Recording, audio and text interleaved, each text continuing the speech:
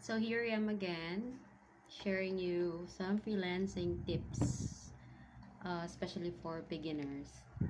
So this is like a freelancing 101 tip.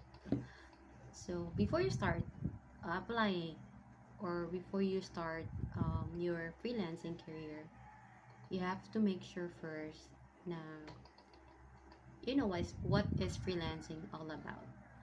At the same time, as a beginner, you should know if what will be the niche that you'll be studying or you'll focus. Ano nga ba yung niche? Niche is just like it's like a service that you offer to your client.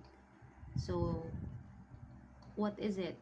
Let's say for example, yung niche mo is for example, you can offer or let's say social media management. So, ito yung job or role na kaya mong i-offer kay client. You know how to create social media content, scheduling post, sa mga social media platforms.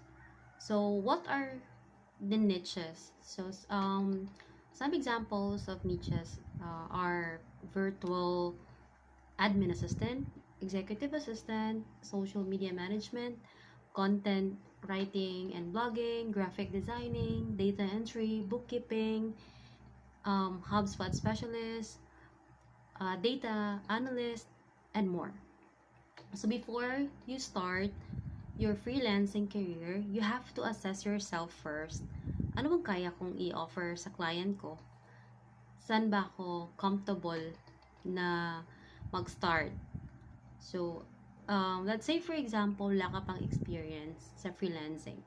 So, you have to assess yourself, saan ka magaling or saan ka mas sa tingin mo kaya mong i-learn.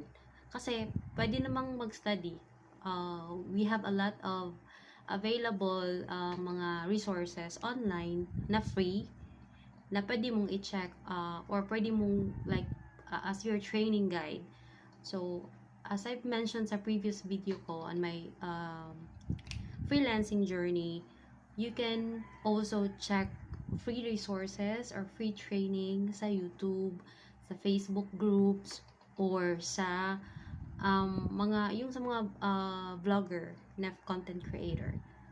So, before ka sumabak or mag-apply, you need to make sure na skilled ka, not just